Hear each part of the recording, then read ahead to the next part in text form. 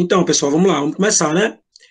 É, vocês vêm, no decorrer das últimas semanas, né, vocês vêm tendo algumas aulas totalmente fora do padrão, né, do que vocês estavam habituados, né, a ter.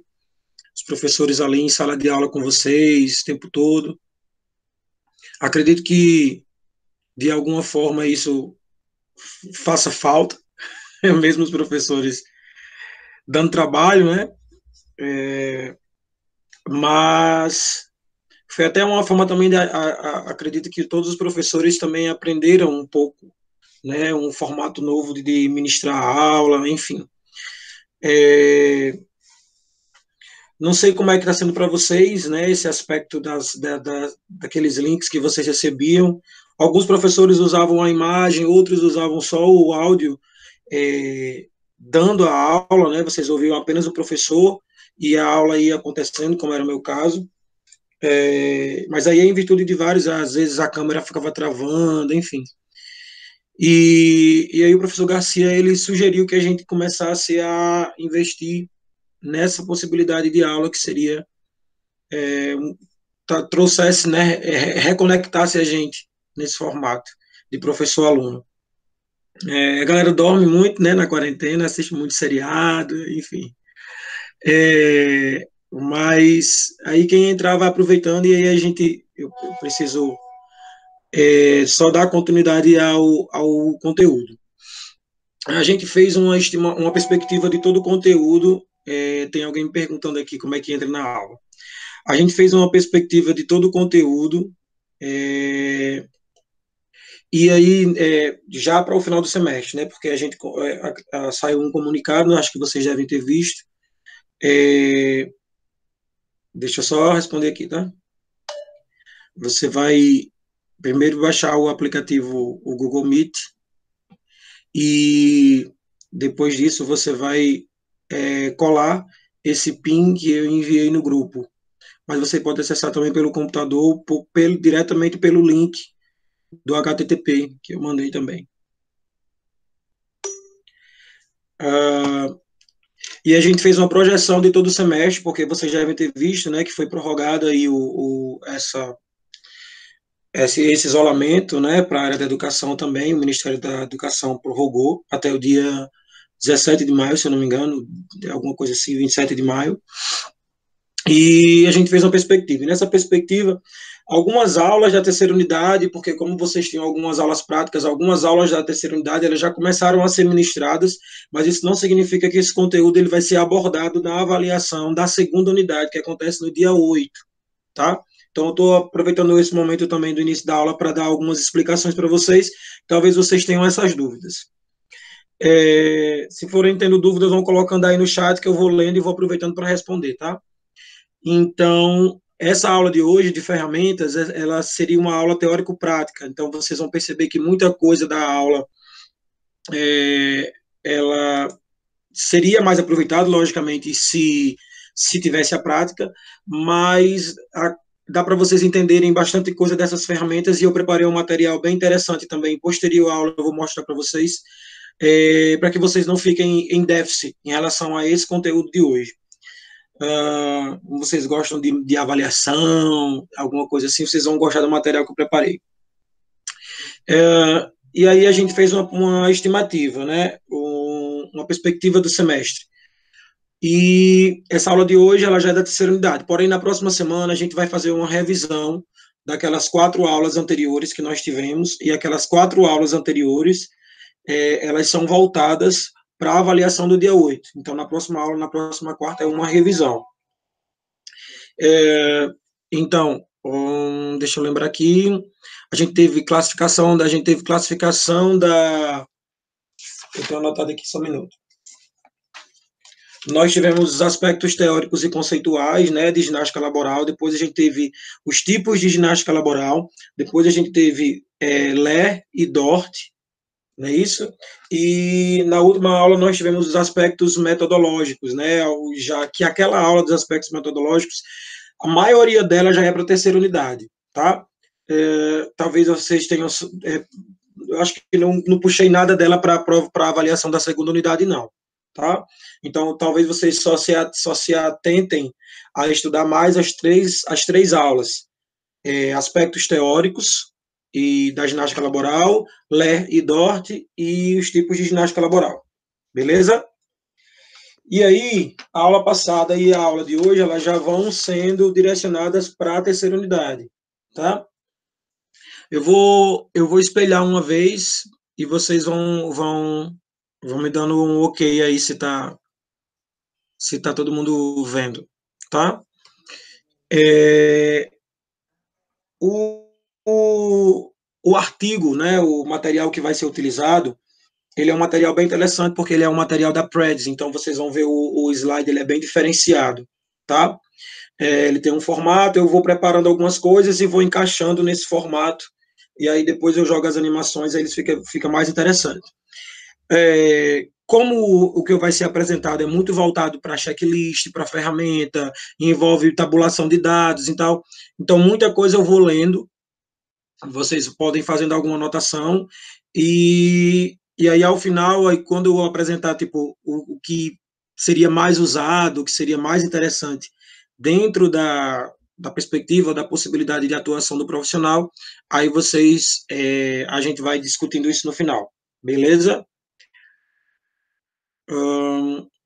Me dá um ok aí se vocês conseguem, eu vou apresentar e vou escolher a página, tá?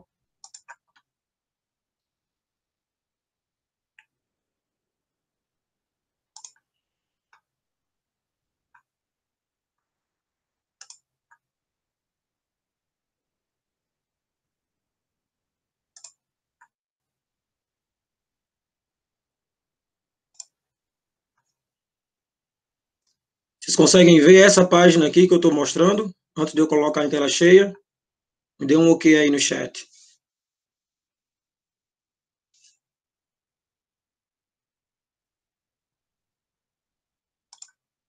Ferramentas de avaliação de ergonomia, dá para ver?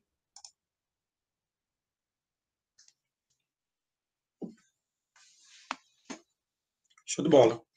Então anotem aí já o título da aula seria esse. É esse, tá? Ferramentas de avaliação e ergonomia. Então eu vou apresentar para vocês algumas possibilidades de ferramentas de avaliação. Tudo, não sei se vocês já vêm percebendo. Não, Vini, é porque eu mostrei antes. Aqui é o slide, porque eu não dei tela cheia ainda. Não sei se vocês vêm percebendo, a sequência da disciplina, ela ajuda vocês a entender as possibilidades de atuação, né? A gente começou discutindo sobre ergonomia, aí da ergonomia a gente já tem uma entrada no conteúdo de ginástica laboral, e aí a gente discutiu bastante, vocês colocaram coisas bem interessantes lá nos fóruns, sobre as possibilidades de atuação, o que é que o profissional da educação física, e vocês viram também que tem outros profissionais que podem atuar, o que é que esse profissional da educação física ele pode fazer dentro das possibilidades da ginástica laboral, o que é orientado, o que é que ele necessita entender, conhecer, né, dentro desse universo da ginástica laboral.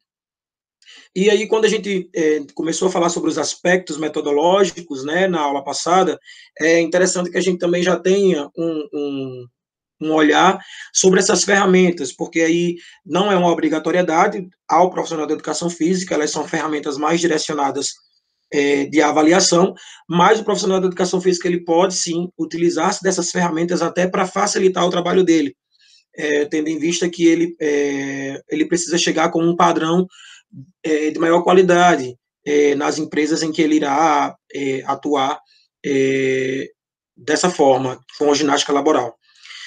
Então, eu preparei esse material, tem algumas ferramentas qualitativas, quantitativas, semi-quantitativas, e aí, mas no final eu mostro, eu vou deixar um material bem bacana, já de planilha de Excel, inclusive, com tabulação de dados, para que vocês entendam, beleza? E aí também, se forem surgindo dúvidas, a gente vai discutindo lá nos fóruns, porque eu acredito que esse link que vai ser gerado dessa aula, ou a aula em si, quando eu preparar ela em PDF, ela vai ser mandada lá para aquele mesmo acesso que vocês têm, né, no espaço do AVA de aulas complementares, e lá a gente vai poder discutir também sobre o fórum, no fórum sobre essa aula de hoje. Beleza? Podemos?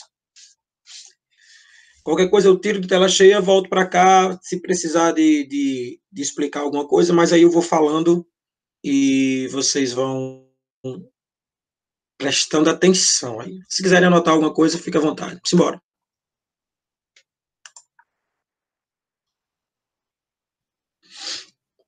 Tem que dar um tempinho só, de uns segundos, para a projeção ela acontecer, né, o espelhar ele acontecer corretamente. E aí vocês já percebem que todo o slide ele já está aí a postos, tá? E aí essa animação da Prezi ela vai entrando em cada um desses pontos, certo? E aí qualquer dúvida eu vou voltando para outra página, beleza? Então, dentro dessas possibilidades, dessas ferramentas, aí a gente tem, eu já começo a apresentar para vocês um checklist. E tudo isso vai fazer parte do planejamento que a gente discutiu na aula passada, né? É muito importante o planejamento para o profissional de educação física. E aí o checklist ele vai ser uma alternativa, né? Um complemento, um suplemento nessa condução do trabalho que o profissional vai realizar. E aí, para ele realizar esse trabalho, ele vai fazer uma análise. E aí o checklist ele é uma dessas possibilidades. Vocês colocaram também, né, lá nos fóruns, né, que é interessante conhecer a empresa, conhecer o espaço, conhecer o tipo de posto de trabalho, conhecer os diversos formas de trabalho, ou as diversas funções que acontecem num determinado ponto de trabalho, né, que às vezes no mesmo departamento a gente tem diversas funções, né, então é interessante fazer essa análise, né. O checklist ele vai ser importante porque ele vai ter uma grande vantagem, né? O fato de exigir que vocês observem, né? Observem e pesquisem todos os itens que vocês irão utilizar que vocês irão utilizar na aula. É interessante também que vocês entendam que esse checklist ele vai também ajudar vocês a não esquecerem de algum item, né? Então, às vezes vocês vão utilizando a aula, o planejamento, desculpa, vocês vão utilizando o planejamento para identificando, o planejamento, esse checklist para identificando, esse daqui eu já coloquei, esse item não pode ser esquecido, tá? E aí, dentro dessas possibilidades do checklist, é interessante que vocês entendam que o checklist, ele não é apenas o checklist que a gente está acostumado a fazer. Existem padrões de checklist, e aí eu já deixo aí 3 para vocês. Esses 3 padrões de checklist, eles são padrões bem interessantes que vocês conseguem encontrar na literatura. Acho que no material que eu baixei, eu acredito que tenha ele. Eu posso dar uma verificada, se não tiver, eu posso pesquisar também, mas eu acho que tem o de Michigan. Então, eu deixei aí, são 3 tipos de checklist. O checklist de avaliação simplificada, né, ele é relacionado ao fator biomecânico para as DORTs, né, para os distúrbios relacionados ao trabalho para membros superiores. Aí nós temos o segundo, que seria o checklist de Michigan, e temos também o checklist de extremidade de membro superior, tá? Esses 3 checklists, existem outros padrões, inclusive com questionários para tabulação de dados, para que vocês coloquem as informações nesses questionários, ou nesses checklists, desculpa, mas aí é mais a título de pesquisa, tá? E aí eu vou apresentando eles para vocês. Aí esse checklist de DORT relacionado a membros superiores, tá? Ele tem o objetivo aí de avaliar a sobrecarga física, né, com relação a contatos de quinas vivas, né, ou de ferramentas vibratórias, cargas, condições ambientais. Aí vocês percebem que tudo isso também tem uma associação com os tipos de ergonomia que a gente já discutiu, né? Ele também vai avaliar a força realizada com as mãos, né, quanto ao movimento de pinça, a duração desse esforço, ele vai servir para vocês terem uma dimensão disso, e avaliar também a postura e o ambiente de trabalho, além de identificar também a repetitividade, a organização do espaço, as ferramentas que são utilizadas, vai ajudar vocês também a identificar o esforço estático que está sendo realizado por cada colaborador, né? Então, esse checklist ele é bem interessante. Até a dificuldade, desconforto e fadiga, eles podem ser observados, né, e ser descritos em campos abertos que tem no próprio checklist. como vocês vão ter as referências dessa aula, então, na referência, vocês vão conseguir ter acesso ao artigo, e aí, a partir do artigo, vocês conseguem também acessar esses formulários, esses checklists, tá? Então, é muito simples. A resposta não, ela equivale a 0, a nível de pontuação, e a resposta sim, ela equivale a 1, a nível de pontuação. Beleza? Então, no checklist, ainda continuando no mesmo. No checklist de avaliação para membros superiores, né, de DORT, o critério de interpretação é dado pela somatória de todas as alternativas que acontecem lá. Então, as alternativas, elas se estabelecem da seguinte forma: de 0 a 3, né, dependendo, depois que você faz todo o checklist e que você apresenta a pontuação, se essa pontuação ela apresenta de 0 a 3, nós temos aí uma perspectiva de ausência de risco dentro daquele espaço, a nível de fatores biomecânicos, tá? Se apresentar a pontuação de 4 a 6, esse fator biomecânico ele já é pouco significativo e continua ainda nessa característica de ausência de risco. Tá? De 7 a 9, já é improvável, mas possível que haja um risco, então o fator biomecânico ele já tem uma importância moderada. De 10 a 14, aí vocês já percebem que o risco ele vai aumentando, né? E esse risco ele fica significativo, e acima de 15 é um nível de alto risco. Então, o avaliador ele vai só observar o ambiente e descrever o ambiente no checklist, especificando cada linha, o modelo do produto, a produção por hora, data, turno de trabalho, e responder essas questões que o checklist apresenta, que são divididas aí em 6 grupos: sobrecarga física, força com as mãos, postura do trabalho, ambiente de trabalho e esforço estático, repetitividade e organização do trabalho e a ferramenta de trabalho. Então, é um checklist mais simplificado, e que vocês conseguem ter aí, a partir dessa ferramenta tão simples, vocês conseguem já ter uma dimensão desse espaço de trabalho. De Michigan, que é o que eu acho que está lá no material, né, ele já é composto por 21 perguntas, né, e aí essas perguntas, elas exigem uma resposta binária, sim, não, aí vocês percebem que parece com o outro checklist, e aí esse sim, não, ele vai ser assinalado por vocês, enquanto avaliadores, observadores. Percebam que essas ferramentas, elas são utilizadas exatamente para colaborar com o planejamento das atividades que vocês podem vir a realizar em determinada empresa. E aí vai avaliar e vocês vão perceber que alguns se parecem com o checklist anterior de DORT de membros superiores: estresse físico, força, postura, ambiente de trabalho, repetitividade e ferramentas onde as respostas elas não sejam tão indicativas e favoráveis, elas sejam negativas à indicação de DORT. Então, exemplo, estresse físico vai questionar aí o não contato com as superfícies cortantes, o uso de ferramentas não vibratórias, a não exposição a baixas temperaturas ou temperaturas elevadas, o não uso de luva. Então, tudo isso pode aí gerar um estresse físico. Força, que exija de menos de 4 a 5 quilos e que a tarefa seja realizada sem movimento de pinça, né, utilizando toda a força da mão, né, dos músculos da mão. Repetitividade, questiona se o ciclo ele é menor do que 30 segundos e isso pode ser prejudicial. Ferramentas que favoreçam a pegada aproximada de um polegar ao outro, né? E acho que um dos grupos de vocês até mostrou um exemplo sobre isso naquele seminário que nós fizemos em sala. O procedimento de aplicação é muito simples, né? Após a coleta, vai verificar quais as questões obtiveram respostas negativas, né? E aí estas vão considerar que tais questões elas indiquem condições a DORT, favoráveis a DORT, e automaticamente vão mostrar a origem, né? Que essa origem ela é favorável a esse risco. No caso de haver 100% de respostas afirmativas ao ambiente de trabalho, então aí automaticamente esse espaço de trabalho ele vai ser considerado como um espaço que oferece um mínimo risco para os distúrbios osteomusculares, ok? E aí o checklist de extremidade de membro superior, ele se parece muito com os outros, né? Ele vai analisar exatamente os membros superiores. É interessante fazer um adendo aí sobre a questão dos membros superiores, porque a maioria dos trabalhos, né, a maioria, e é interessante que vocês lembrem disso, apresentam mais distúrbios relacionados a membros superiores.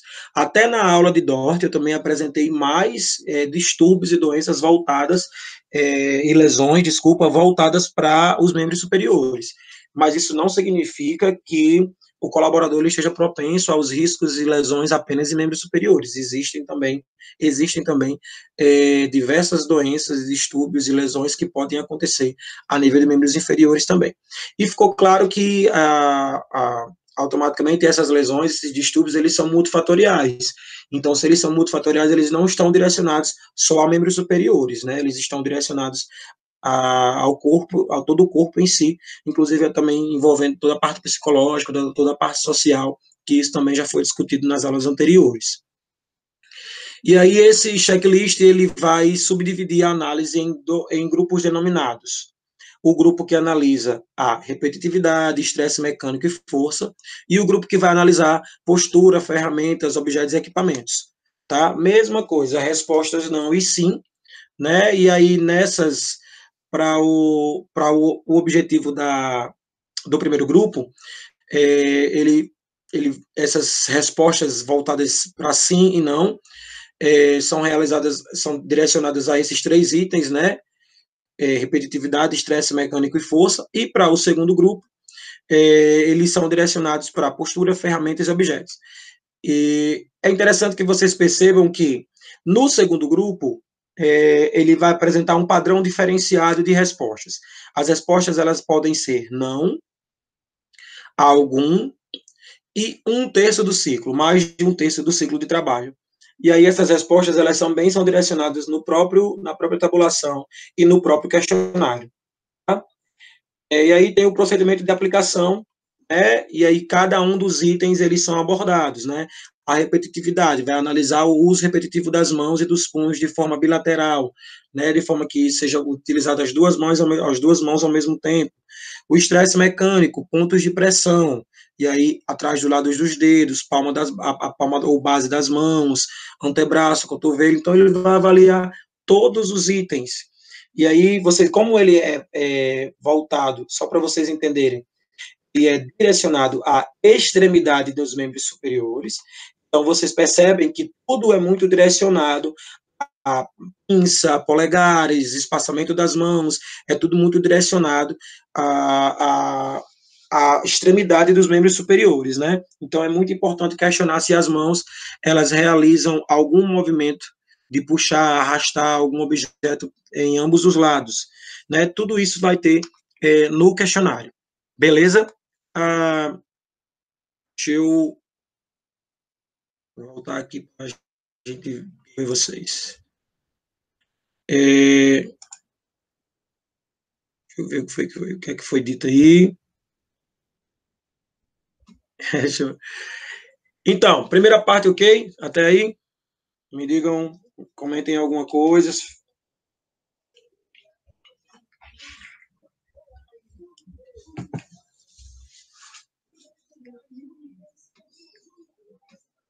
Entendeu aí, né, Elo?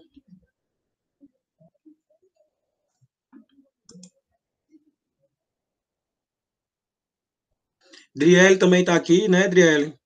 Conseguiu entrar, né, minha filha?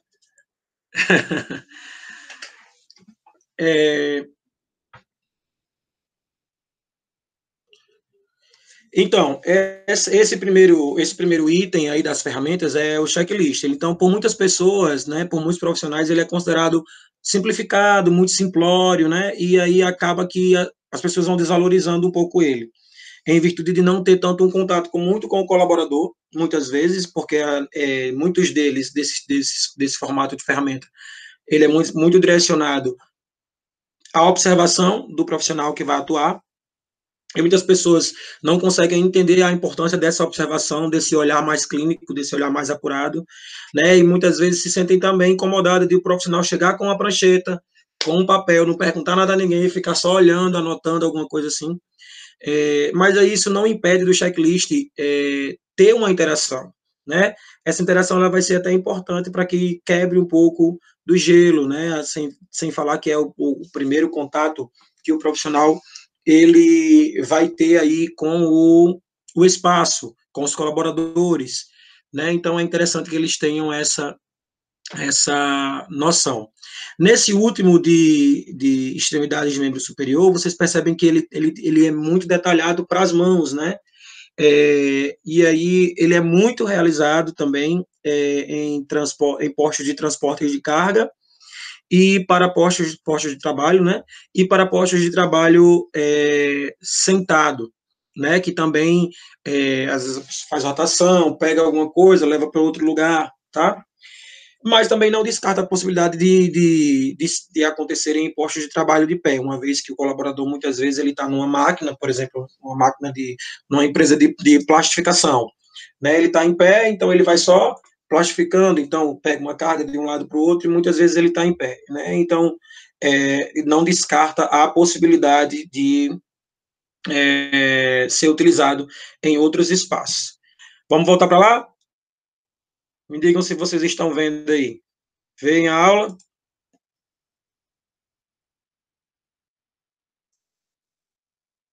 Acho que eu vou precisar retomar aqui.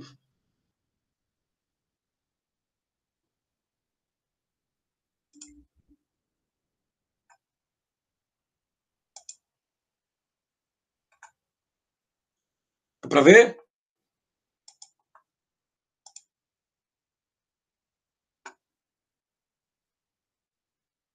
Show de bola. Vamos voltar para lá.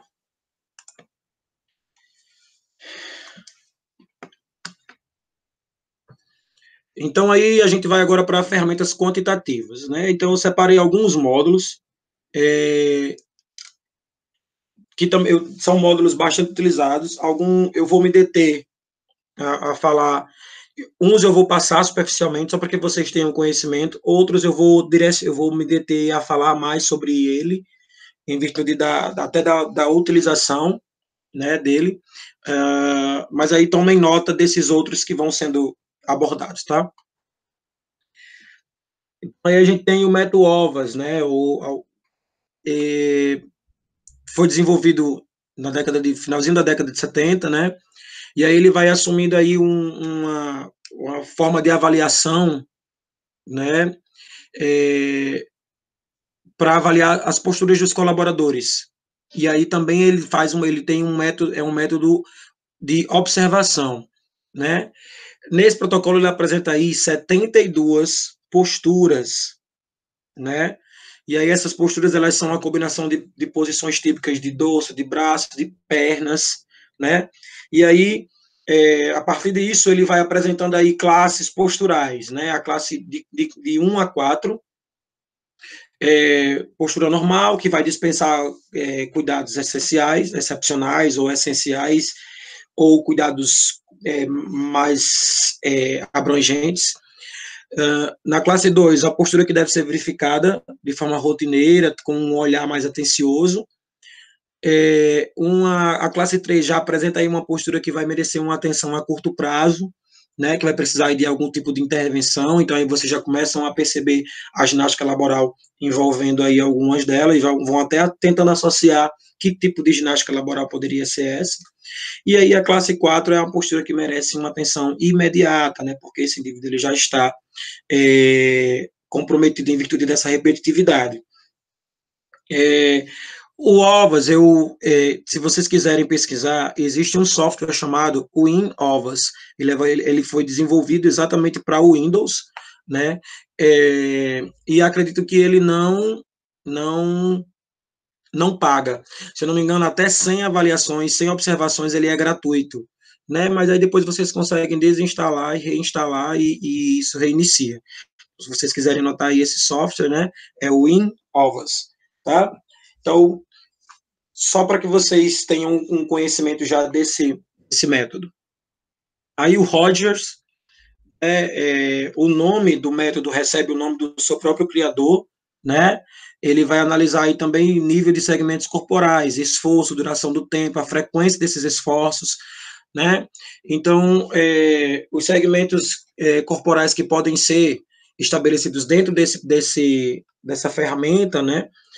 Desse protocolo de Rogers seriam aí o pescoço, o ombro, coluna, braços e cotovelos. Mas aí também punho, mãos e dedos, pernas, joelhos e pé. Então, vocês percebem que nós estamos falando aí, ó, na maioria das vezes, estamos falando aí a nível articular, né? Então, é algo muito interessante de se observar nesse protocolo de Rogers. O nível de esforço dele, ele classifica aí como 3, baixo ou leve, o moderado é o segundo nível, e o pesado. E aí ele associa isso muito diretamente ao trabalho muscular, né? A exigência muscular que acontece na rotina de trabalho daquele colaborador. Se for até 30% de exigência muscular dentro do protocolo de avaliação, isso aí o nível de esforço é baixo. De 30 a 70, moderado, e acima de 70, os músculos trabalham de forma muito pesada, né? O tempo de esforço, ele vai ser classificado, né? Você percebe que a primeira avaliação seria aí a nível de esforço. O segundo é o tempo de esforço, né? Ele é classificado em função do período de tempo em que aquele corpo, em que aquela movimentação, ela é exigida de forma ativa, sem uma pausa, tá? Então, vai variar de 0 a 1 segundo, de 1 a 5 segundos, enfim, certo? Então, vai ter esse espaço, ele vai avaliar o espaço de tempo antes de uma pausa. Para deixar mais claro isso, por exemplo, utilizando o mesmo exemplo, vou utilizar um exemplo de digitação, por exemplo. Eu estou digitando um texto. Digito o texto, 1, 2, 3 segundos, parei. Eu tive uma pausa, né? Então, é o tempo em que esse meu segmento, é o tempo em que os meus dedos, eles executaram uma atividade antes da pausa, ok? Então, por isso que essa questão do tempo aí é avaliada dessa forma, de 0 a 1 segundo, de 1 a 5 e acima de 5. Esforço por minuto, aí vocês percebem que ele já aumenta, né?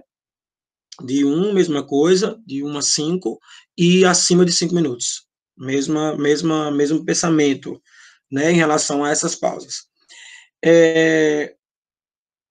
E aí, quando existem ainda algumas classificações a nível corporal, né, que vai direcionando a escala para muito alta, quando isso vai acima de 8 minutos, entre 6 e 8 minutos. Abaixo de 6 minutos ele considera muito baixo, e acima de 8 minutos muito alto. Então, existe também aí um outro padrão de classificação que pode ser encontrado também no protocolo de Rogers. Ok? Pula, tá? Ele é um dos que é mais utilizado. Inclusive, eu acho que eu tenho ele no meu material e consigo direcionar para o e-mail de vocês. Ele é muito interessante. E aí ele é voltado, ele é direcionado para as doenças ocupacionais, né? Para a DORT especificamente. Foi desenvolvido em 93 e vai objetivar exatamente classificar os riscos dessas doenças. Vai avaliar a postura, vai ser aplicado também, pode ser aplicado também em operadores de máquinas industriais, né? E aí, embrulhadores, pessoas que trabalham com corte, enfim. Vai usar diagramas de tabelas, e aí eu acredito que quando vocês estiverem com o material, vocês vão conseguir entender isso muito mais. Vai usar aí diagramas posturais e 3 tabelas de pontuação para indicar a exposição. Aí vocês vão perceber que tem o A, o B, o grupo A, o grupo B e o C. E aí ele também verifica o trabalho muscular estático, a força, a postura de trabalho condicionada por conta dos equipamentos ou de mobília que esteja mal adaptada para o espaço, as pausas. Então, é um dos protocolos que é bastante utilizado a nível de avaliação de DORT. Tá? E aí, ele é realizada para analisar a prevalência ou como diminuir aí a incidência das DORTs, né? Então, fatores antropométricos, fatores devido à tarefa e aos equipamentos, organização de trabalho e condições ambientais. O profissional que vai trabalhar e vai utilizar esse protocolo, ele vai investigar também o ambiente vai descrever o ambiente, identificar as tarefas efetuadas, quantas tarefas, a quantidade de tarefas que existem num determinado espaço, o diagnóstico das posturas impostas ou não, né, se a altura do computador é correta, e isso aí eu também separei o manual da NR17 para vocês. Vocês vão ver que isso também já está bem orientado no manual. A descrição dos equipamentos que são utilizados, as cadeiras, o computador, o banco de material, o espaço que ele tem para o empacotamento, tudo isso, tá? E aí vai identificar o esforço muscular que vai estar associado aí a essa postura, né, ou a força que esses profissionais, esses colaboradores precisam exercer durante a atividade, seja ela estática ou repetitiva, ok? E como eu falei, ele apresenta aí o grupo A, é voltado para antebraços, braços e punhos, né? E aí ele apresenta alguns padrões, né? Alguns scores para que vocês já tenham essas constantes e entendam, né? Os 15 graus de extensão até 15 graus de flexão, extensão maior do que 15, né? Ou entre 15 e 45, e quando essa flexão ela é maior do que entre 45 e 90 graus, né? E aí avalia, tudo isso vai estar no protocolo, se o ombro está elevado, a abdução, né, do ombro, e aí eles vão pontuando esses scores a partir desses dados que vão sendo observados, tanto para antebraço como para scores de punho. Aqui apenas uma tabela que mostra, né, as pontuações que vão sendo colocadas, né, de braço e de antebraço. Grupo B, ele já apresenta os mesmos scores e aquela mesma perspectiva de tabela, só para tabulação de dados, para pescoço, tronco e pernas, né? Mesmo esquema sobre flexão do tronco, a flexão no pescoço, rotação lateral, enfim, tudo isso que é realizado. E o grupo C, né, ele já é direcionado aí um score final, né? Ele já é meio que a apresentação do que já foi tido dos outros grupos, e esse apresentar aí é mais que o resultado, né? E esse resultado ele pode ser aí um resultado aceitável, desde que ele esteja numa classificação entre 1 e 2. 3 e 4 seria uma classificação que já imprime a possibilidade de investigação. 5 e 6 investiga, mas já tem que sofrer aí alguma alteração. E o 7 tem que mudar imediatamente, né? Já está no nível grave em relação às posturas. E quando a gente fala mudar, quando esse protocolo apresenta essa possibilidade de mudança, ele fala exatamente sobre adaptar a cadeira, colocar um suporte necessário para o punho, ter um encosto que dê mais conforto ao pescoço, a altura do computador, a cadeira, se ela é uma cadeira móvel ou se ela é uma cadeira desconfortável, tudo isso vai ser possibilidades também de mudanças em relação a essa ferramenta. Beleza?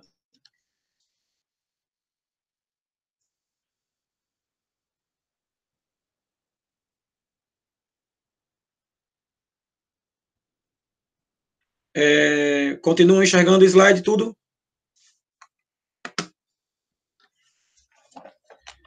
Querem perguntar alguma coisa? Coloca aí no chat.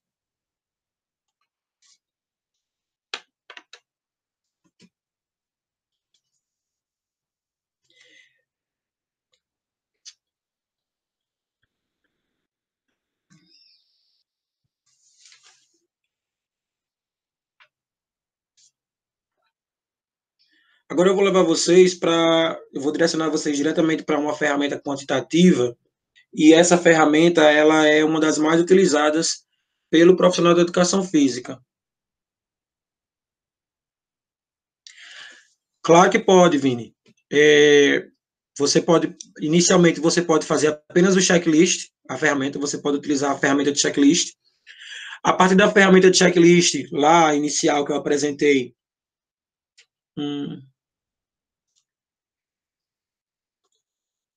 tá aparecendo o quê? Passando a tela do PC.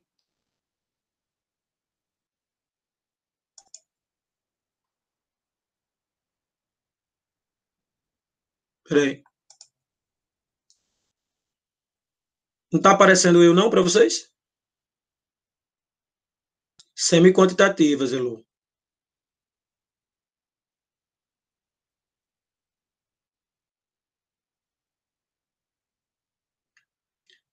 Você está se referindo ao quê, Vini? Estou entendendo, não.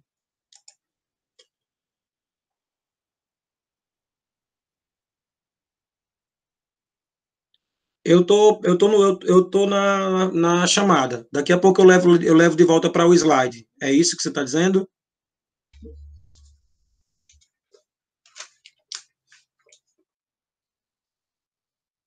Então, respondendo, você pode utilizar aí o checklist inicialmente, um dos formatos de checklist, por exemplo, lá o de Dort ou o de Michigan. Aquele checklist ele já vai lhe dar uma possibilidade e uma visão da empresa, né? Porque você consegue, a partir da observação, apresentar diversos fatores para o seu planejamento. Durante as atividades, por exemplo, essas outras ferramentas, essas semi-quantitativas, elas podem ser aplicadas, e vocês viram que eu, lá na última aula, eu coloquei até um ponto que é voltado para a avaliação, né? Eu até disse assim, a gente vai discutir sobre avaliação em outras aulas. Então, essa ferramenta que a gente está utilizando agora, é exatamente aquele aspecto da avaliação da aula passada. É, quando você está já aplicando a atividade, quem é PP? PP entrou, PP saiu, quem é PP? Quando você está utilizando já do seu planejamento, aplicando uma determinada ginástica laboral numa empresa, para que você consiga mensurar a funcionalidade dos objetivos que você colocou no seu planejamento, você precisa utilizar algum tipo de ferramenta de avaliação. E aí você pode utilizar uma semi-quantitativa, né, como essa, e ou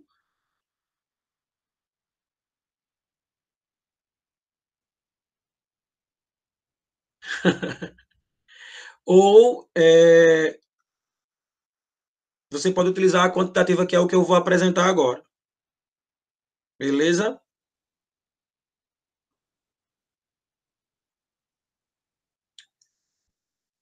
Hum, quando eu levo vocês de volta para lá, vocês enxergam diretamente o slide, né? Não, Vini, eu tô tranquilo aí com o que tá aparecendo na tela aí. Não tem nada demais aí no meu computador, não. Se tiver, vocês dizem aí que eu tiro.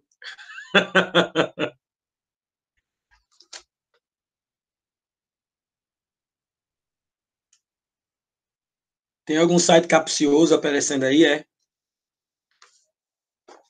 Ó, quem é PP que entrou e saiu aí?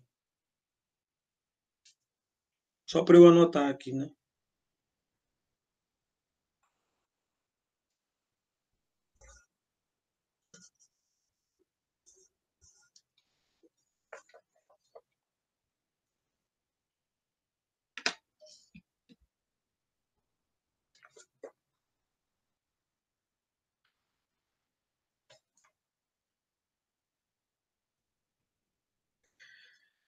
Certo, então eu vou levar vocês lá para a aula e vou apresentar uma ferramenta que eu já estou com ela aqui, é, do Excel, certo? Conseguem ver essa aqui no Excel? Não, né? Eu mostrei uma página do Excel, vocês conseguiram ver? Não.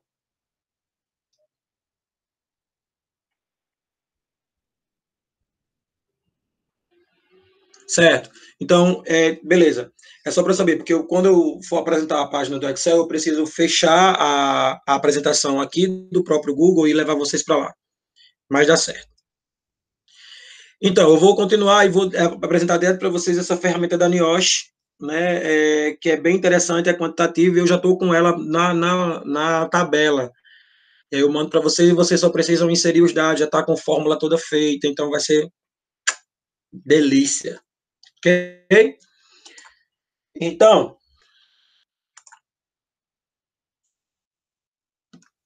quantitativas.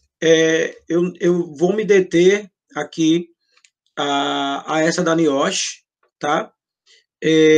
Mas aí vocês, se quiserem anotar aí essas outras ferramentas, já podem anotar, tá? Então, a gente tem a StrainDex, a Okra, a gente tem uma ferramenta chamada HSE, que aí ela também é voltada para os membros superiores, e a gente tem a OSHA. Eu acredito que eu também tenho esse material da OSHA, que é bem interessante. Mas aí eu vou apresentar para vocês essa ferramenta quantitativa NIOSH. Essa ferramenta ela foi desenvolvida pelo Instituto Nacional, né, de ocupações saudáveis, algo voltado para esse tipo. A função principal dessa ferramenta é avaliar exatamente a manipulação das cargas no trabalho. E aí é muito voltada para o critério biomecânico, fisiológico e o critério psicofísico, que envolve aí toda a parte física e psicológica, tá? E envolve também os critérios biomecânicos e fisiológicos juntos, na mesma perspectiva. Uma das funções também vai ser identificar possivelmente os riscos de lombalgia devido à manipulação de cargas de trabalho. Então, é bem interessante essa ferramenta, tá? Aí ela apresenta aí uma fórmula para quem gosta de matemática, mas aí como eu já estou vou deixar para vocês já a fórmula do Excel, então isso vai facilitar bastante, né? Então, como foi dito, ela é voltada para o transporte manual de carga, né? A maneira como você realiza, utilizando as duas mãos, o deslocamento de uma carga, né, de um ponto a outro. Na orientação, esse deslocamento aí, ele deveria ser apenas de 2 passos, né? Que é o tempo em que essa carga ela vai permanecer presa nas mãos desse colaborador durante a execução dessa tarefa. E aí, tem diversas orientações, né, que não devem ultrapassar os 10% da atividade total, né? E aí foi criada uma fórmula, né, que avalia exatamente que esse método NIOSH utiliza para avaliar. E aí ele é chamado esse RWL, né? Ele é chamado de índice de peso recomendado, tá? Ou vocês vão encontrar, se vocês estiverem fazendo aí alguma anotação, vocês podem substituir o RWL por LPR, porque o Recommended Weight Limit é a mesma coisa de limite de peso recomendado. Então, vocês podem substituir na fórmula essa sigla, tá? E aí eu vou dizer o que é que significa cada um desses termos, para que vocês consigam entender. Mas é interessante que vocês percebam que tem 2 termos que precisam de uma explicação do que é que ele significa. O LPR, né, esse limite de peso recomendado, ele é diretamente associado ao índice de levantamento, né, ou o IL ou LI. Vai surgir isso também na literatura. Na realidade, o LPR, né, ele responde assim, como se você fosse perguntar o seguinte: o peso é muito grande para essa atividade? Aí o LPR é o que vai responder isso, se esse peso é muito grande para aquela atividade, né? E o índice de levantamento, né, ele vai responder assim: qual é a significância, né? Quão é importante o risco que essa atividade pode oferecer, tá? Então, esses valores, eles são obtidos através da inserção dos dados que você vai ter de uma função ou de um grupo de colaboradores na mesma função, e aí eles vão apresentar resultados para isso. Então, na fórmula aí, vocês vão ter uma constante. Essa constante, que é apresentada na fórmula, ela é esse primeiro termo que vocês estão vendo aí, o termo LC, né? Esse termo LC, ele é a constante de carga, sempre vai ser o mesmo valor. Nos Estados Unidos, ele é apresentado em libras, né? 51 libras, mas aqui no Brasil, isso convertido se transforma em 23 quilos. Então, esse 23 quilos seria aí a carga máxima, é uma constante de carga máxima que representa isso, tá? Então, isso sempre vai ser esse valor, 23 quilos. Então, sempre quando vocês forem substituir na fórmula, vocês vão apresentar isso. O segundo item que vocês veem aí, ele é o HM, né? H, alguns de vocês já devem saber, é voltado para o height, né? Para a altura. Então, ele é a posição horizontal, né, do objeto em relação ao corpo. E essa distância, ela não deve exceder aí 63 centímetros, né? Então, isso são orientações. Então, o H é a altura, né, a posição que eu estou do objeto em relação ao meu corpo, tá? Qual é essa altura desse objeto, tá? O V essa posição horizontal que a gente está falando em relação ao objeto, e agora nós vamos falar sobre a posição vertical, né? É a localização vertical desse objeto em relação ao chão. Qual é a altura dele em relação ao chão, tá? O D, ele é voltado para a distância que o objeto é deslocado. Então, nós falamos aí que é 1 ou 2 passos, mas qual é a distância? Também em centímetros. Essa distância ela não pode exceder aí 1,75 m, 175 centímetros, tá? Então, também tem um padrão. Então, qual é a distância em que essa carga ela é deslocada? Eu acho que algum dos grupos, um dos meninos apresentaram que numa empresa a pessoa pegava dois sacos de sal, alguma coisa desse tipo, né? E faziam um percurso aí de 20 metros, né? Então, isso aí está totalmente fora desses padrões que a gente está estudando exatamente a partir dessa fórmula de Niosh. O AM, ele é aí a assimetria, ele é a angulação desse que existe, né, nesse transporte de carga. Que angulação? Se eu tenho uma rotação, eu venho, pego uma carga, numa posição A, e eu me viro até a posição B, né? Até a direção que eu quero ir. Então, essa rotação, ela não pode exceder 1 metro, 135 graus, desculpa.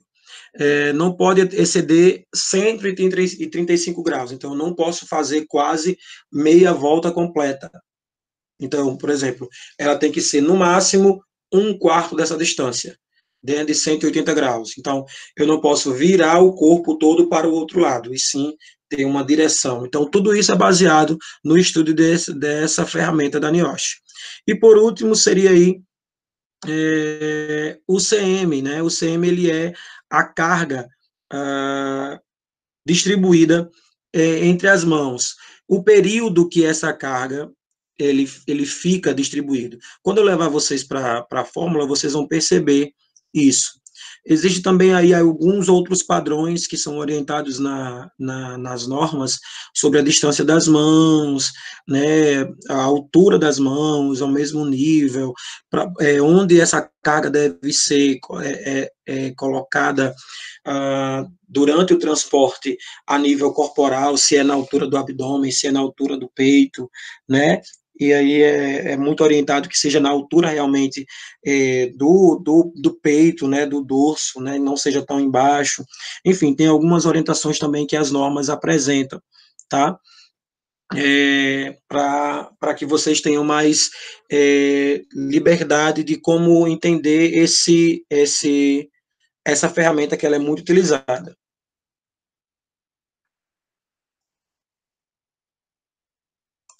Tranquilo? Até aí? Então, vou revisar só as letrinhas para você. O H é horizontal, o V é a vertical. Vocês vejam aquele M que sempre tem em todas as vezes, né? Esse Mzinho aqui, ó, ele é sempre relacionado a máximo, tá? O Mzinho sempre é máximo. E aí, para que vocês saibam o que é cada uma delas. Então, nós temos o H voltado para a distância horizontal, né, que existe entre a pessoa. Nós temos aí o vertical, que é a altura que esse objeto está para ser transportado, né? Nós temos o D, que é a distância em que ele é levado de um ponto para outro, o ângulo, que não pode ultrapassar 180 graus, a frequência da atividade de levantamento, que é aquele Fzinho, né? Quantas vezes aquela atividade ela acontece, né? E nós temos o acoplamento, né? Que seria aí o C, que ele é a forma, né? Se essa forma de pegada, ela é uma forma de pegada boa, e aí vocês vão ver também os padrões lá na fórmula. Beleza? Estamos finalizando. Eu vou só apresentar para vocês essa fórmula lá, vocês vão entender. Deixa eu anotar aqui só uns dados para levar para lá. E aí a gente já pode fazer a substituição nos dados. Eu vou encerrar essa apresentação e vou abrir a apresentação do...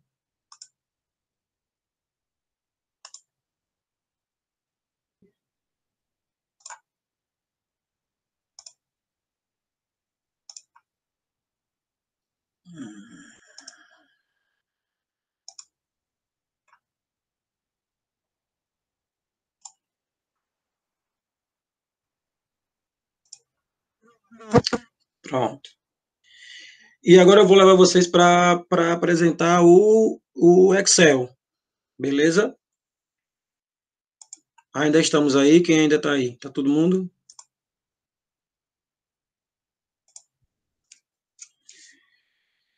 Então, vocês viram que vocês viram que tem uma constante, né, de peso, né, que seria de 23 quilos, aquilo ali sempre vai ser o mesmo.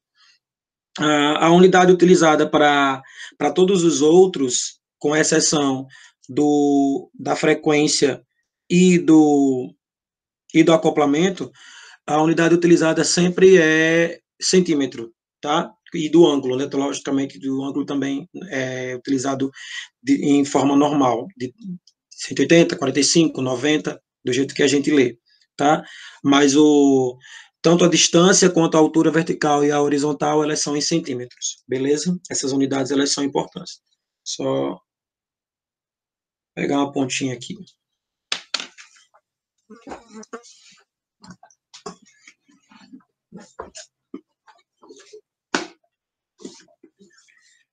Se tiverem alguma dúvida, vão colocando. Essa ferramenta, ela é quantitativa, tá? Eu lembrando a pergunta que Elo fez sobre as anteriores, essa é quantitativa, tá?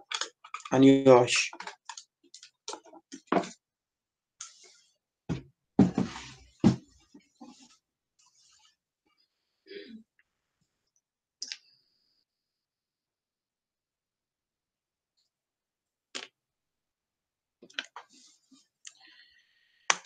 Alguma dúvida?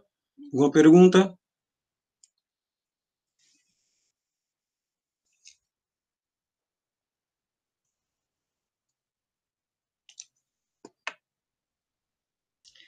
Vou tentar espelhar agora essa parte do Excel para vocês verem, tá? E vocês vão me dizendo se realmente está.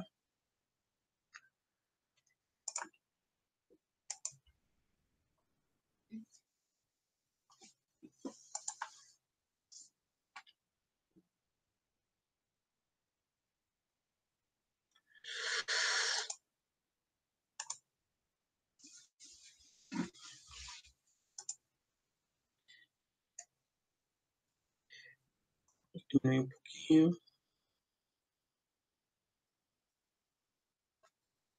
Conseguindo ver essa parte da planilha?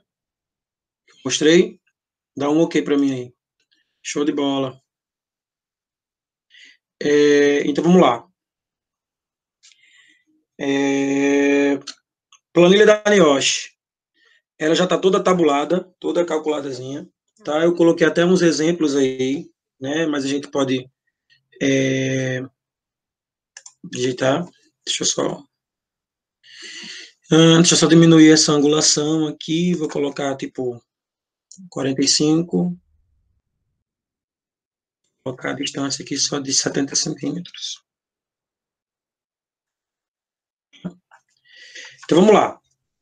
Eu coloquei alguns dados, mas eu vou zerar para que vocês vejam que ela já vai tabular direitinho para mim, tá? O que eu estou precisando. Deixa eu só zerar aqui.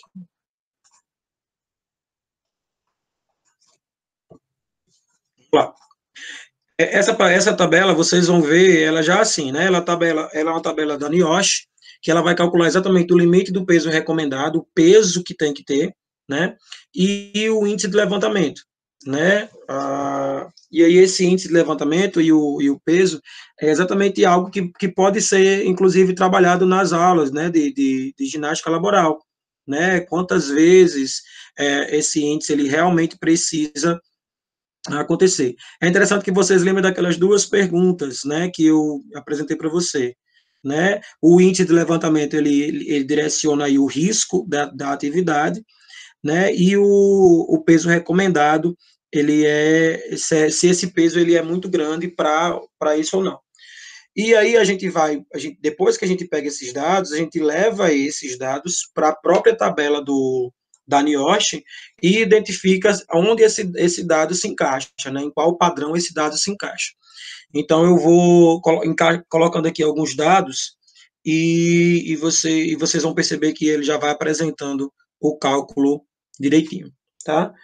E eu ainda preparei também aqui embaixo duas tabelas que são as duas tabelas que eu falei para vocês que ia falar, que era de a frequência de levantamento, né, que é o Fzinho, né, quantas vezes essa pessoa ela executa aquele levantamento, e também a planilha, né, que é a pega, né, se essa forma de pegar ela é boa, razoável, ou se ela é pobre, enfim. E também tem a planilha, mas é uma planilha já fixa, com alguns dados que já tinha na própria literatura. Ok? Então vamos lá. Vou colocar aqui que a altura, né, a distância horizontal, ela seja 30 centímetros, tá? Mas lembrando que nós colocamos lá, essa distância ela não pode ultrapassar 63 centímetros, tá? Lembrando disso.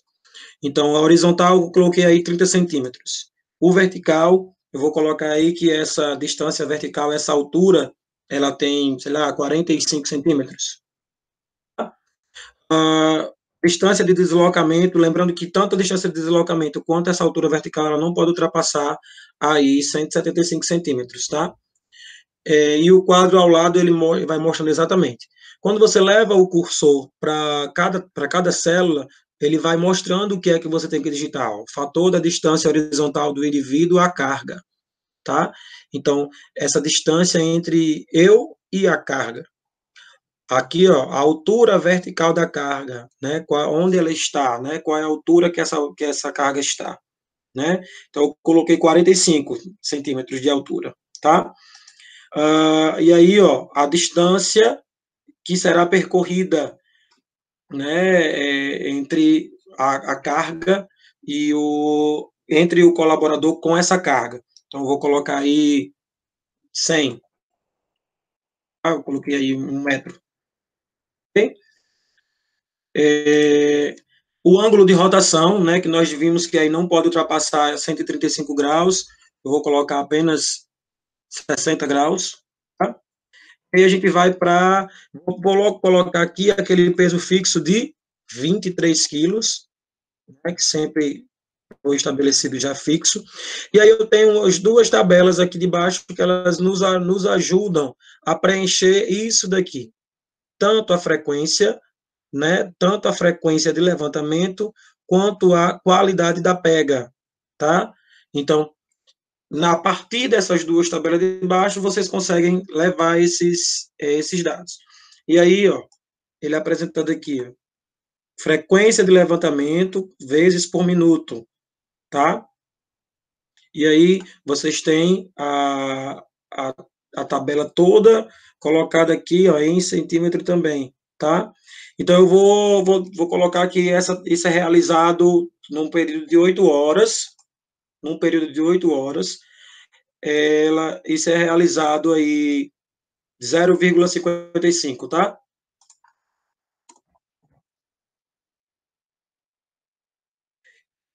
vou colocar aqui a qualidade da pega, ela é uma qualidade razoável. Aí vocês têm aí, vocês percebam que ele apresenta, caso o VC, eu estou indo pelo VC, tá? Ó, se o VC é menor do que 75 centímetros, tá? Ó, VC 45. Então, como o VC aqui ele é menor do que 75 centímetros, eu estou utilizando essa coluna, ok? Tudo claro até aí? Mesma coisa na qualidade da pega. Se o VC ele é menor do que 75 centímetros, então eu vou utilizar o quê? Essa coluna, tá? Então, a coluna que eu vou colocar aqui, ela é razoável. Então, eu já jogo aqui na tabela 0,95. Quando eu clicar fora da tabela, ele já vai me apresentar aqui o índice de levantamento e o meu limite de peso. Olha só, certo? E aí ele já me mostra que o levantamento, o limite de peso recomendado para essa carga, com todos esses dados que foram apresentados aqui, ele é de 6,99, vamos dizer 7 quilos. Né? Essa carga ela precisa ser aí de 7 quilos. E que esse índice de levantamento, ele é direcionado exatamente para o grau, né, de risco que é apresentado dentro da tabela da NIOSH, ele apresenta um índice de levantamento de 3,2. E aí, lá na tabela da NIOSH, vocês vão ver que é apresentado exatamente esses índices. Né? Ele mostra de 1 a 3, de 3 a 5, né? Ele vai mostrando e automaticamente cada um vai classificando de acordo com esse índice de levantamento. Tá aqui, ó. Os resultados eles podem variar de 0 em 1, quando esse levantamento ele foi realizado na condição realizada de peso recomendado, e aí ele precisa ser diminuído, né? E aí automaticamente a gente vai percebendo. Me veem agora de volta? Estão me vendo?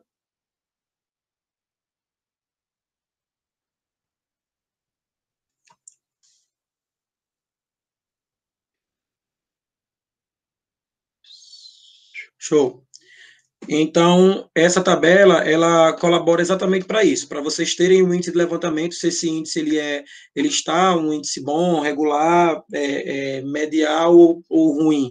E a partir desse índice de levantamento, vocês conseguem até orientar a empresa no limite de carga, algo desse tipo, na distância, colaborar com a distância, se tem como diminuir a distância de transporte, o peso, a altura, tem como colocar uma plataforma para ficar mais alto, tudo isso vocês conseguem orientar, e a nível de exercício, vocês conseguem também direcionar o exercício para um fortalecimento maior na região lombar.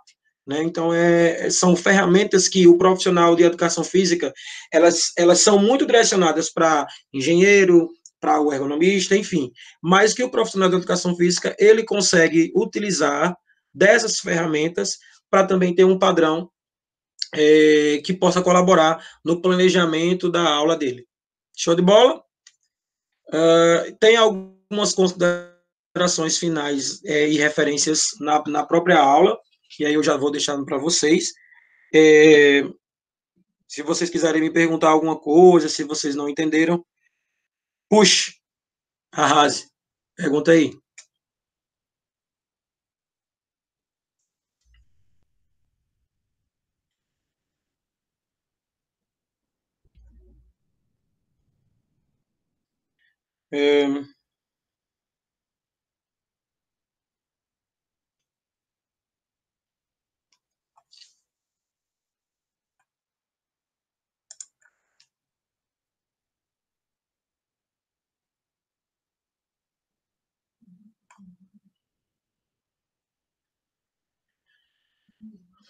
Eu ainda estou buscando aqui como é que eu faço para finalizar essa gravação, porque está gravando aqui a aula, mas eu não sei quando for finalizando onde é que eu clico. Eu vou ter que. Tem sim, Elo, falo sim. onde é que eu clico para manter a gravação. Então, vocês lembrem que o M sempre é voltado para máximo, então eu vou explicar, a sigla que eu vou explicar, ela sempre é a letra que antecede o M, tá? A fórmula, vocês podem substituir o RWL, né? Como eu já falei, por índice, isso. E aí o índice é que vocês podem substituir por o início da fórmula, né? Vocês podem substituir exatamente o RWL, né, pelo LPR, né, que vai me gerar também aí um índice de levantamento, ok? Ainda conseguem ver essa fórmula, né? Aqui o H, ele é a posição horizontal, né? Ele é a posição horizontal, então o H aí está voltado aí para horizontal, tá? A posição horizontal e essa distância que existe entre o colaborador, a pessoa que vai manusear a carga e o objeto. A vertical é essa distância também, mas não é a distância voltada para o colaborador e a carga, e sim voltada para a altura vertical, que essa carga será suspensa para transporte, ok? A distância é esse Dzinho aí, que vocês estão vendo. É o espaço que esse objeto ele é deslocado, né? O ângulo que ele é deslocado. O A, desculpa, não estou certo, né? Isso. A distância que o objeto ele é deslocado verticalmente. O V é a altura que ele está, o D é a distância que ele é deslocado, né? O que eu pego a carga de tal altura e subo ela até tal altura, tá? Então é essa distância. O A é que é a angulação, tá? O ângulo que eu giro para poder deslocar e levar essa carga do ponto A ao ponto B. O F, ele é a frequência e a duração dessa atividade, que vocês podem se basear por essa tabela, que eu apresentei, a tabela 1, né? Ele é a frequência. E o C, ele é o acoplamento, ele é a pega da carga, né? Se essa pega ela é boa, razoável ou pobre, vai ser apresentado aqui um desses três índices aqui, né? Se for abaixo de 75 centímetros, e se for acima, vai apresentar um desses três índices. E, por final, o peso, que ele é uma constante dentro dessa fórmula, né? Que é apresentado aí como 23 quilos. Ok? Melhorou, Elô? Anotou?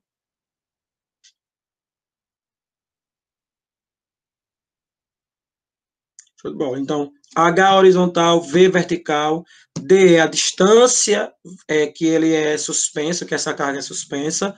A é o ângulo, né, que eu giro para levar essa carga, para deslocar essa carga. Frequência, utiliza a tabela, né, a frequência, né, de repetição que essa movimentação acontece. E a pega, se ela é uma forma de pegar adequada, boa, razoável ou pobre. Show de bola? É, que conversa, Gu. Ei, quem é que sabe fazer print aí, hein? Esse eu não sei fazer, não. Como é que a gente faz para aparecer a cara de vocês aí para fazer um print legal? Eu não sei. Rapaz, eu sou meio troncho aqui nesse negócio. Screen, boy. Se o seu teclado não tiver esse botão aí, você tá na calculadora. Porque aqui eu não vejo o rosto. Aqui eu não sei fazer porque eu não vejo o rosto de vocês. Entendem? Aí vocês conseguem ver o rosto. Ah, show de bola.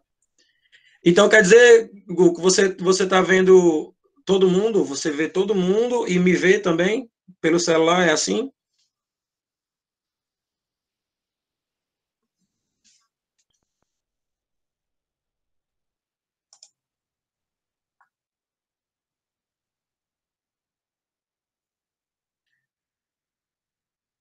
É...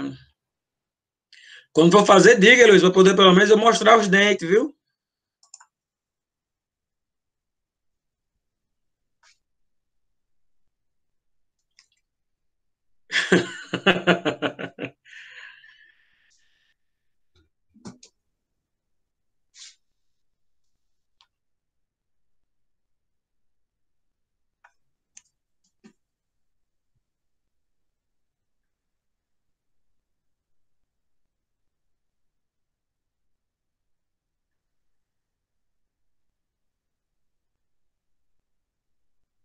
Que foi, Vini?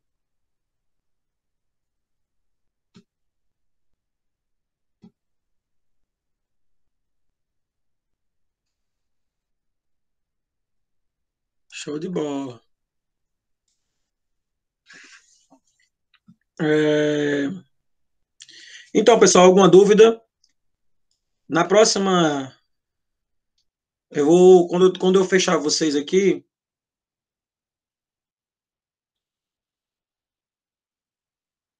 como é material?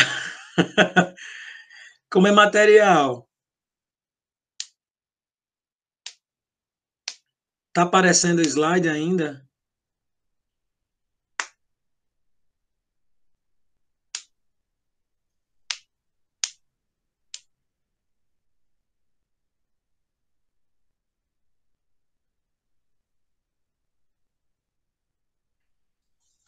Acabou, Vini.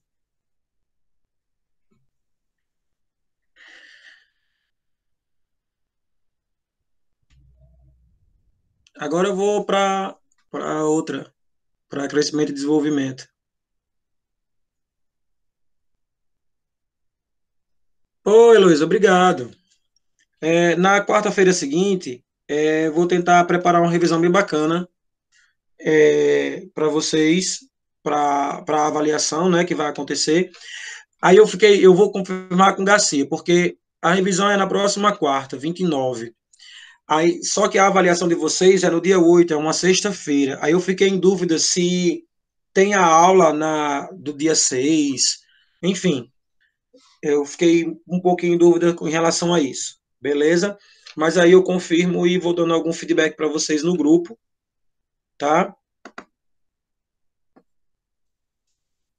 Diga aí, Igor.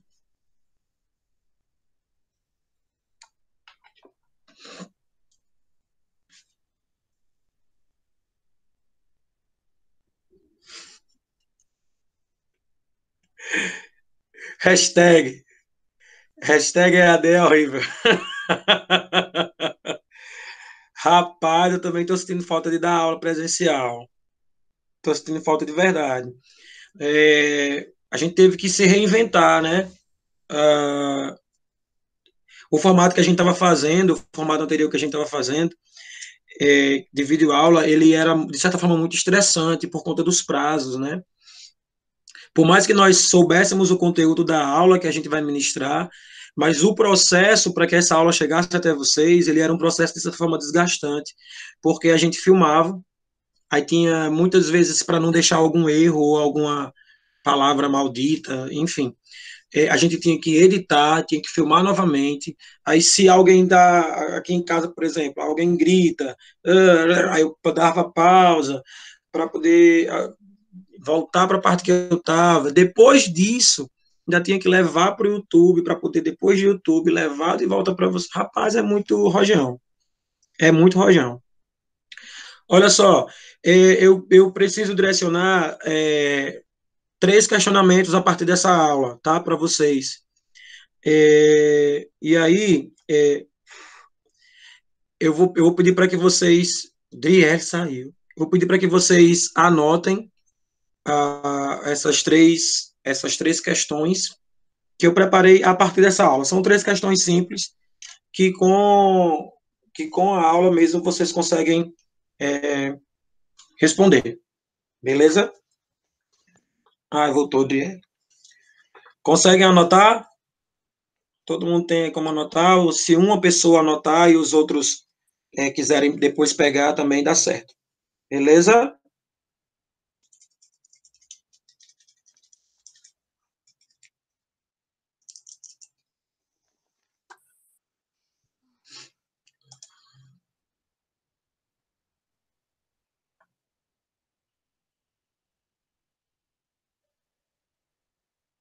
Beleza, beleza, Vinícius. A gente dá uma desenrolada nisso aí. Deixa só eu.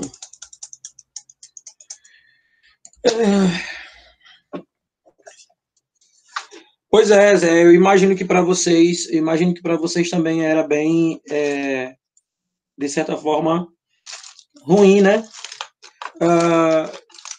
Sem o contato com o professor, sem a possibilidade de tirar dúvidas. muitas vezes o fórum ele não é suficiente para que essas dúvidas elas sejam limadas, né?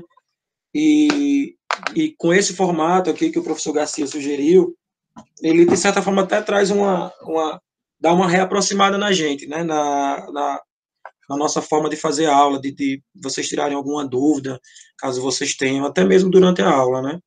Para a gente, eu acredito que os professores também estejam gostando mais do que antes, tá? É,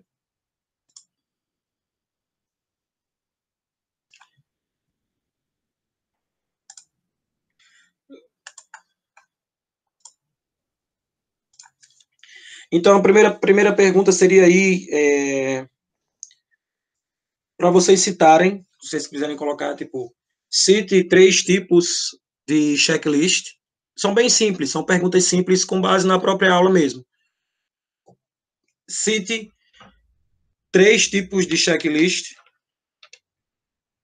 utilizados como ferramenta de avaliação ergonômica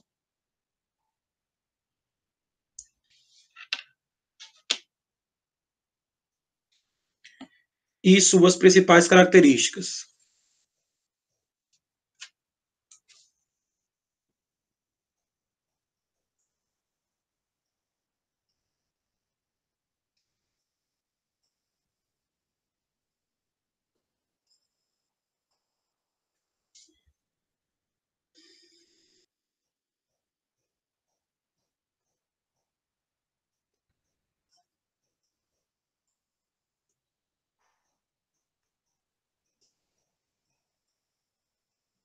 Anotou, Elo?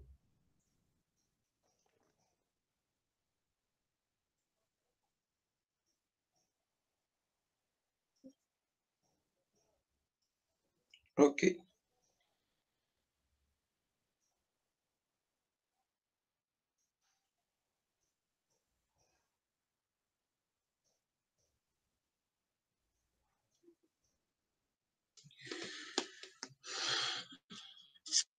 É,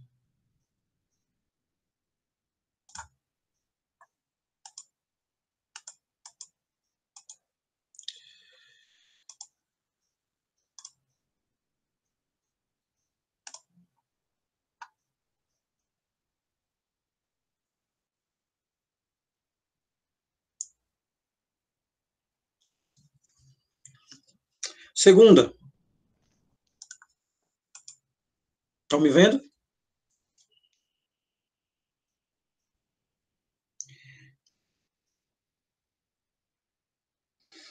É, coloquem assim, ferramentas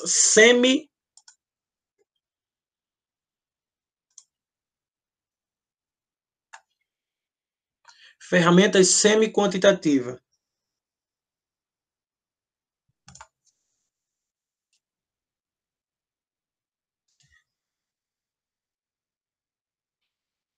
Dois pontos.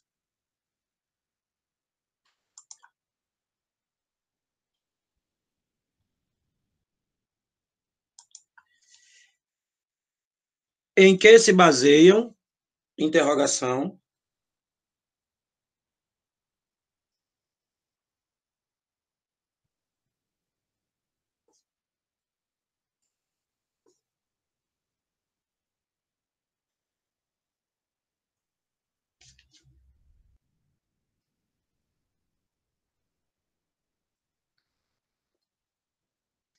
Foi?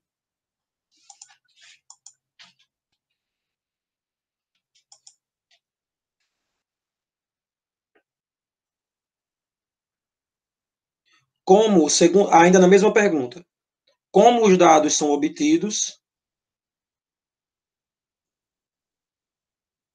Outra interrogação.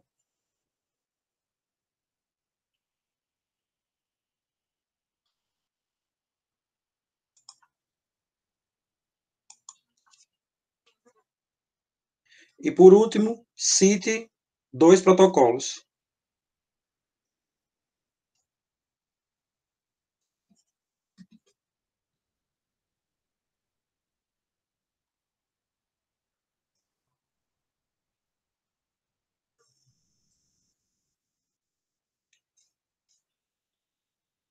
E a terceira vai ser exatamente a pergunta que Elô tinha feito, né? Quais são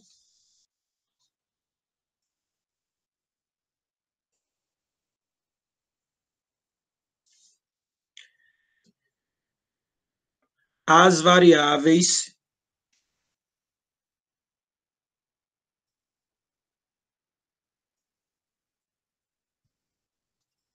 utilizadas no protocolo, ou vou colocar protocolo porque é uma ferramenta quantitativa, tá? No protocolo de NIOSH.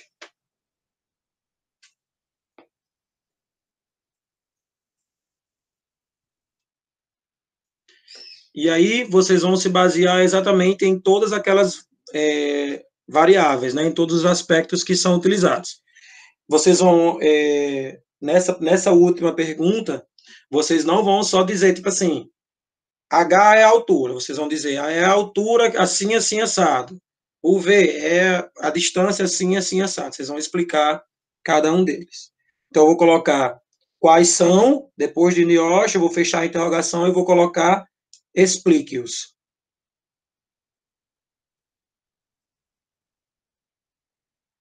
Eu estou anotando aqui para mim, porque eu também preciso direcionar lá no formulário que vocês vão.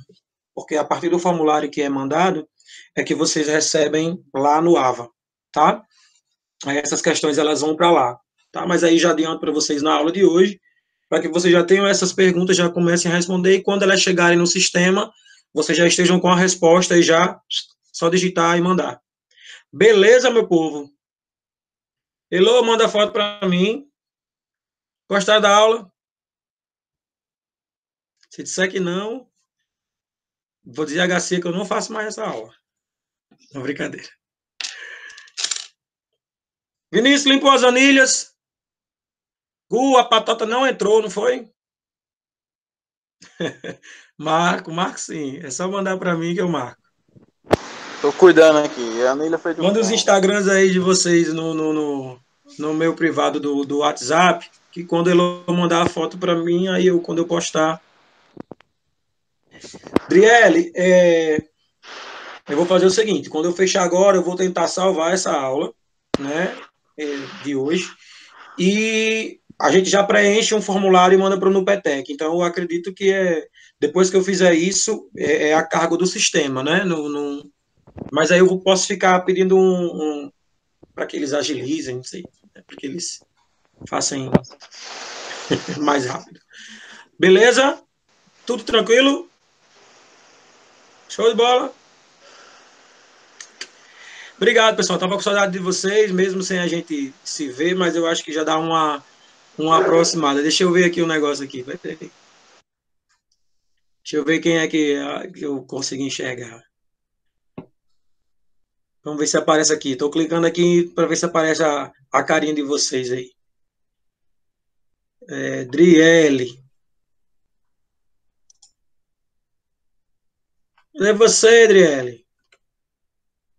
Apareça aí para eu lhe ver.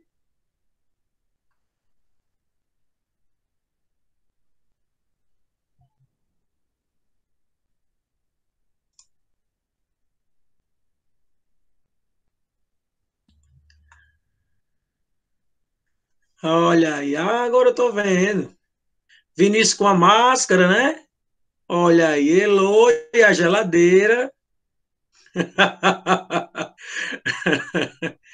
Ô, Vinícius, você tinha que estar em casa, rapaz. Deixa de estar limpando a anilha, pelo amor de Deus. Gu não tem câmera ativada porque Gu ainda está deitado, dormindo, né, Ganhar Gu? dinheiro, né, meu filho? Elô, anotou tudo. O microfone está ativado, o seu. Peraí. Aí.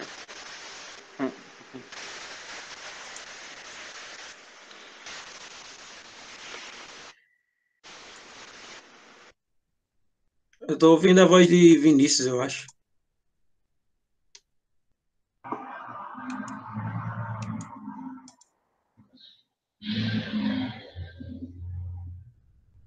Olha aí, o Gui. Ei, Paulista.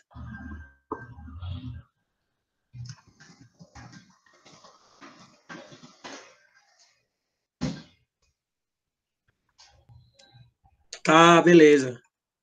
Beleza, beleza.